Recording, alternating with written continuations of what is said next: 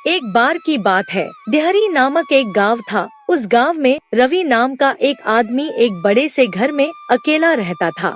रवि एक छोटी सी नौकरी करता था। उसका इस दुनिया में कोई नहीं था।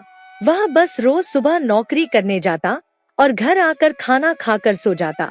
एक दिन रवि जब घर वापस आ रहा होता है तो उसको आते आते काफी रात हो जाती है और रास्ते में उसे एक औरत खड़ी दिखती है। अरे इतनी रात में ये औरत यहाँ सड़क पर क्या कर रही है? चलो चलकर पूछता हूँ। रवि थोड़ा और आगे जाता है पर फिर से वह औरत आगे पहुँच जाती है। रवि फिर उस औरत को जोर से आवाज देता है पर वह औरत अचानक गायब ही हो जाती है। रवि बड़ा हैरान हो जाता है। उसे कुछ ठीक नहीं लगता और वह जल्दी से घर आ जाता है। रवि जैसे ही घर पहुंचता है तो उसकी आंखें फटी की फटी रह जाती हैं, क्योंकि वही औरत उसके घर के दरवाजे पर खड़ी होती है। रवि थोड़ा आगे बढ़ता है। उस औरत के बड़े ही लंबे लंबे खुले बाल होते हैं, बड़ी बड़ी सुंदर आँखें और जब वह बोलती है तो एकदम मीठी आवाज। अरे क्या यह घर आपका है? हाँ हाँ मेरा घर है, पर आपको तो रास्ते में देखा था, फिर आप अचानक ही गायब हो गई। जी नहीं, बस वो अचानक वहाँ से चली गई थी क्योंकि रात बहुत हो रही थी और आप मेरी तरफ आ रहे थे तो मैं डर गई और वहाँ से फटाफट भागी। अच्छा तो यह बात थी, पर मैं ऐसा आदमी नहीं हूँ, तुम मुझ पर पूरा भरोसा कर सकती हो। हाँ मुझे भी ऐसा ही लगता है कि आप एक भले आदमी हैं और अच्छा हुआ कि मैं यहाँ आई। अरे आप यहाँ आई क्यों? मतलब मैं तो आपको जानता भी नहीं। जी वो मैं अपने गांव से आज ही आई हूँ।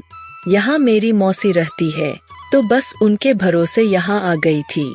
यहाँ कोई नौकरी कर लूंगी और उनके पास रह लूंगी। अच्छा तो फिर यहाँ कैसे? बस क्या बताऊँ, उन्होंने तो मुझे साफ शब्दों में जाने के लिए बोल दिया, क्योंकि यहाँ उनका ही गुजारा नहीं है तो वह मुझे कैसे रख सकेंगे और घर भी छोटा है। बस फिर मैं तुरंत वहाँ से निकल गई और उन्होंने मुझे रोका भी नहीं। तब से अपने रहने के लिए किराए पर घर ढूंढ रही हूँ। यह तो आपके साथ बहुत ही बुरा हुआ। तो फिर आप यहाँ कैसे आई? अरे बस जब आपसे डर कर भागी तो रास्ता ही भटक गई और अपने आप यहाँ पहुँच गई। फिर मैंने इस घर के बाहर एक बोर्ड देखा जिस पर लिखा था कि एक किराएदार की जरूरत है, तो मैं बड़ी खुश हो गई। फिर देखा दरवाजे पर ताला लगा है तो मैं बस यहीं खड़ी होकर इंतजार करने लगी। ओ अच्छा, अरे यह घर तो मेरा ही है। दरअसल इस घर में मेरे अलावा कोई नहीं रहता। अब मेरी नौकरी भी ऐसी नहीं कि मैं बहुत कमाता हूँ और यह खाली घर काटने को दौड़ता है। बस एक दिन सोचा क्यों ना मैं किराएदार रख लूँ, तो दोनों समस्या ही दूर हो जाएंगी। तो बस समझ लीजिए आपकी यह समस्या दूर हो गई। आप मुझे अपना किराएदार रख लीजिए। रवि यह सुनकर बड़ा ही खुश हो जाता है। मन ही मन वह सोच रहा होता है कि वाह, इतनी सुंदर लड़की अब मेरे साथ इस घर में रहेगी। वो इतने सालों से अकेला एकदम बेकार जिंदगी जी रहा था, पर अब सब बदल जाएगा। रवि इतना खुश होता है कि उसकी खुशी उसके चेहरे से साफ झलक रही होती है। वो बड़ी खुशी खुशी बोलता है, आओ ना अंदर आओ, अपना कमरा देख लो। दोनों अंदर जाते हैं और फिर रवि उस औरत को उसका कमरा दिखाता है। जी सच में बड़ा ही अच्छा लग रहा है यहाँ तो। जी आपका बहुत बहुत शुक्रिया। वैसे मुझे कुछ काम मिलते ही मैं आपकी किराया दे दूंगी। अरे आप मुझे शर्मिंदा मत करो। अच्छा यह सब छोड़ो और अपना नाम तो बताओ।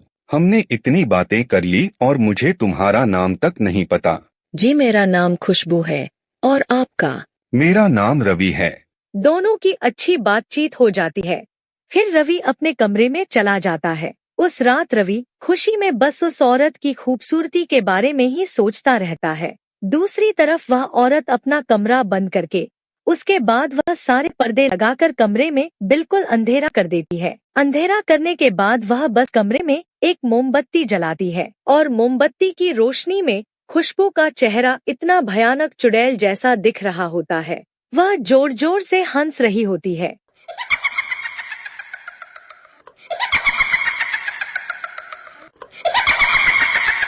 कितना बेवकूफ है यह रवि जो बिना जाने मुझे रख लिया। ये जो इतना खुश हो रहा है, इसे तो पता भी नहीं कि मैं कोई खुशबू नहीं बल्कि एक चुड़ैल हूँ। अब मैं इसी को इसके घर से बाहर कर दूंगी। और हमेशा हमेशा के लिए यह घर मेरा हो जाएगा।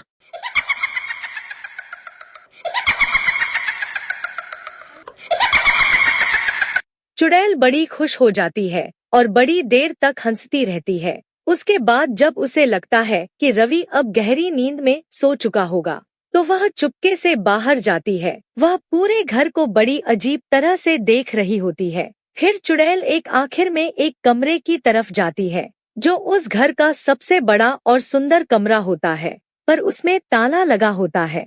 इस आदमी ने इस कमरे में ताला क्यों लगा रखा है? अब मैं इसकी चाबी कहाँ से लाऊं?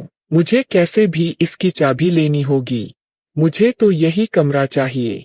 चुड़ैल गुस्से में वहाँ से चली जाती है और अपने कमरे में जाकर दरवाजा बंद कर लेती है।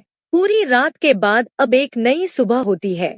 रवि हमेशा की तरह जल्दी उठ जाता है। वो रसोई में अपने लिए कुछ बनाने जाता है, पर वहाँ वो खुशबू को पहले से खड़ा देखता है। अरे उठ गए तुम, चलो तुम बाहर बैठो, मैं तुम्हारे लिए नाश्ता लेकर आती हूँ। तुम और नाश्ता, और वह भी मेरे लिए? यह सब की क्या जरूरत है?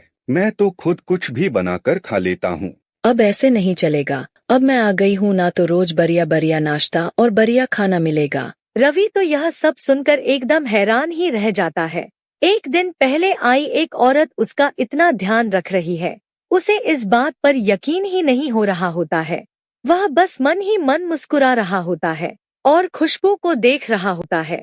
उसके बाद वो नाश्ता करके रवि वहाँ से चला जाता है। चुड़ैल पूरे घर में पागलों की तरह घूमती है। फिर जैसे ही शाम होती है और उसे लगता है कि रवि आने वाला है, तो वह फटाफट जादू से पूरे घर की सफाई कर देती है।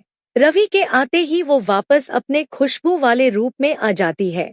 फिर उसके बाद वह रवि से कमरे की चाबी के बारे में पूछती है। रवि बात को टाल देता है।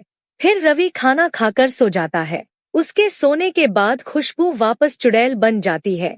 वह रवि के कमरे में जाती है और चाबी ढूंढने लगती है। आखिरकार उसे एक चाबी मिल ही जाती है। वह चाबी लेकर बड़ी खुश होती और फटाफट कमरे के बाहर निकल आती है।